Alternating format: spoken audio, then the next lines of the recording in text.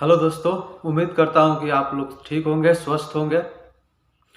तो आज का जो हमारा वीडियो है वो है रिगर का इंटरव्यू। जो रिगर का इंटरव्यू होता है, जैसे कि आप लोग Saudi, Dubai, Oman, Muscat, Bahrain, मतलब इंडिया से बाहर कहीं भी जाते हैं तो अगर रिगर का काम के लिए अगर आप जाते हैं तो सबसे पहले आपको क्या है, एक इंटरव्यू देना पड़ता है, जिसके लिए हमें वहाँ पे इंडिया में कोई ऑफिस में जाना पड़ता है। मुंबई हो गया या बड़ौदा हो गया या दिल्ली हो गया या चेन्नई हो गया, चाहे और भी जहाँ भी ऑफिस है वहाँ पे हमको जाना पड़ता है। वहाँ एक क्लाइंट आता है। जो भी कंपनी में आप इंटरव्यू देना चाहते हैं उस कंपनी का एक क्लाइंट आता है।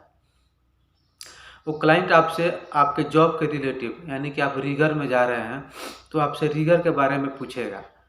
तो आज वही हम इस वीडियो में बात करेंगे कि जो क्लाइंट है, अगर हम रीगर का इंटरव्यू आप देने जा रहे हैं तो आपसे वो क्या पूछेगा। तो चलिए शुरू करते हैं। और शुरू करने से पहले आपसे रिक्वेस्ट है, आपसे गुजारिश है कि अगर हमारे चैनल पर नए हैं तो इसे सब्सक्राइब कर लें और जो बगल में बेल आइकन की घंटी दिख रही है उसे प्रेस कर दें, ताकि अगला जो नोटिफिकेशन हो, जो मैं अगला वीडियो डालूं, वो आप तक पहुंचे और भी आपको ज़्यादा रिगिंग के बारे में जानकारी मिल सके।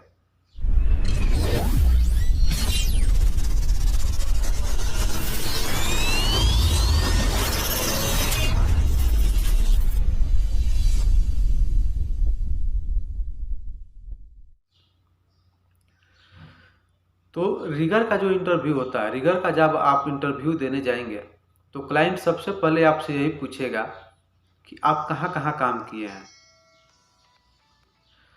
तो वहाँ पे आपको, अगर कोई क्लाइंट कोई भी सवाल पूछता है, सबसे पहली बात कि क्लाइंट अगर कोई भी सवाल पूछता है तो आपको हिचकिचाना नहीं है, डरना नहीं है। एक जैसे डर के नहीं बोलना है, आप बिंदास बोलिए। जैसे कि आपसे पूछ दिया कि आप कहाँ कहाँ काम किए हैं, तो अगर आप सिर्फ इंडिया में काम किए हैं तो आप इंडिया में जहाँ जहाँ काम किए हैं वहाँ फटाफट उसको बताइए। अगर बाहर भी काम किए हैं तो भी बताइए, कोई दिक्कत नहीं है, लेकिन डरिए मत।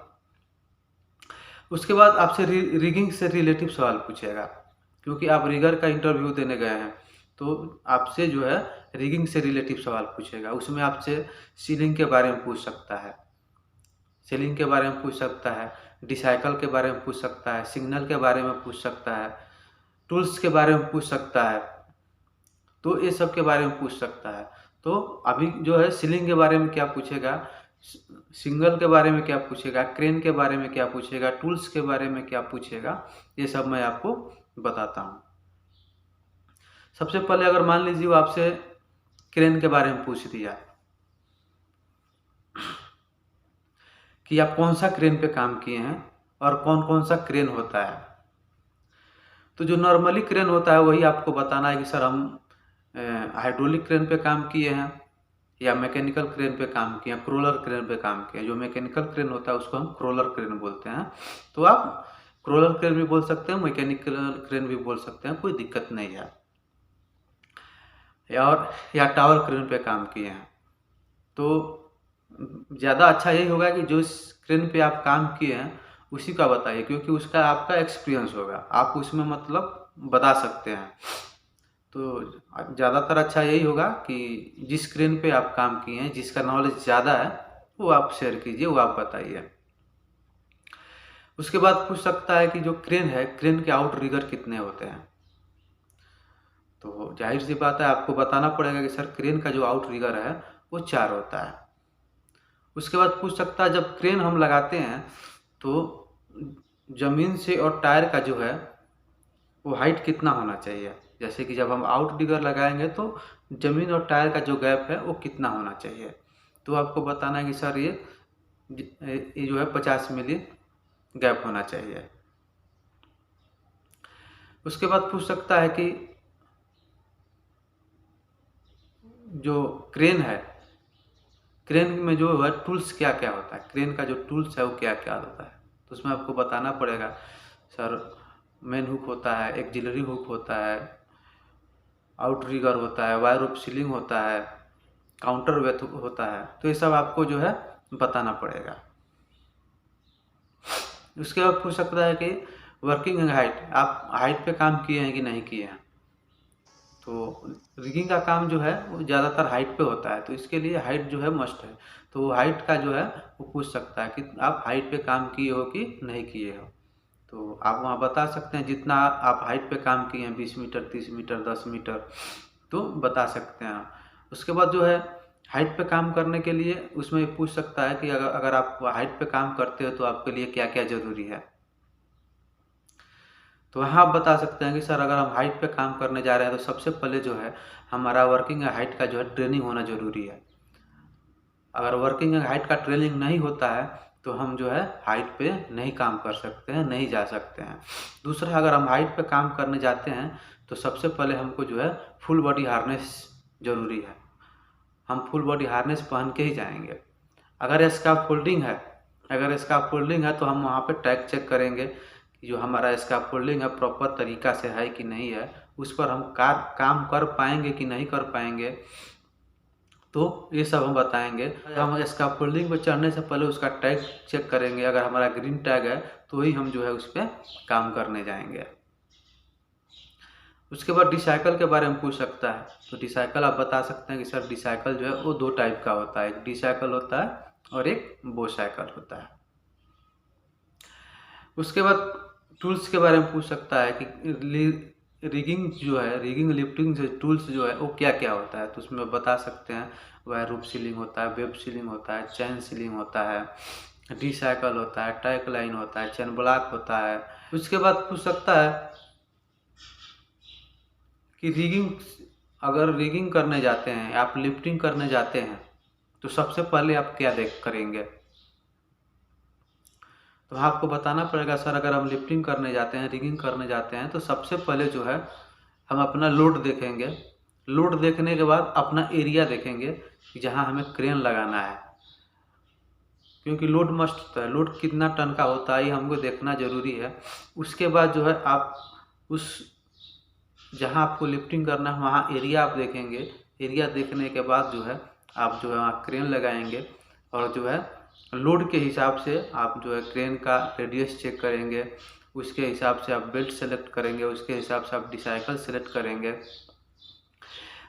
उसके बाद लिफ्टिंग प्लान ज़रूरी होता है। अगर कोई भी आप लिफ्टिंग करते हैं तो लिफ्टिंग प्लान सबसे ज़रूरी होता है। तो आप लिफ्टिंग प्लान बनाएंगे उसका कि लिफ्टिंग प्लान क्या है, कैसे हमें इसको लिफ्ट करना है, तो ये सब आपको वहाँ बताना पड़ेगा।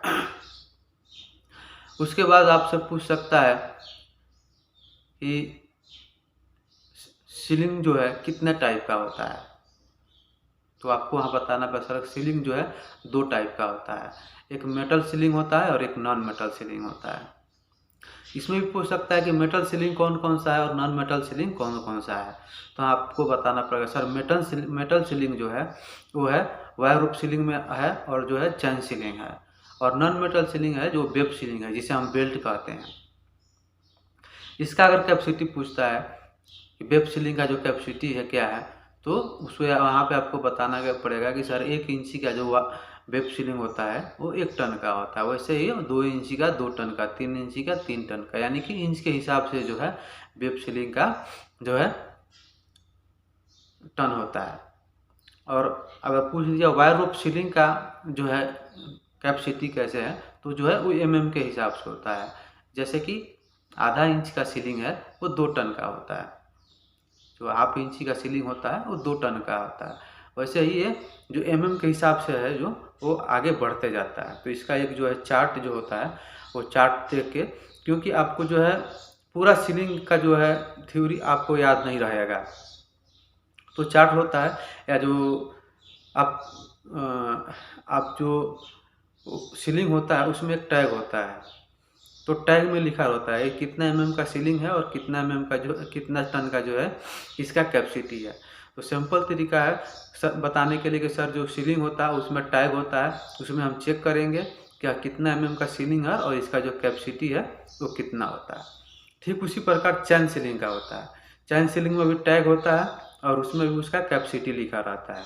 तो आप बोल सकते हैं कि सर उसमें टैग होता है, हम वो टैग चेक करेंगे कि वह कितना mm का सीलिंग है, वो सर्टिफाइड है कि नहीं है, उसका कैपेसिटी कितना, सब उस पर लिखा रहता है।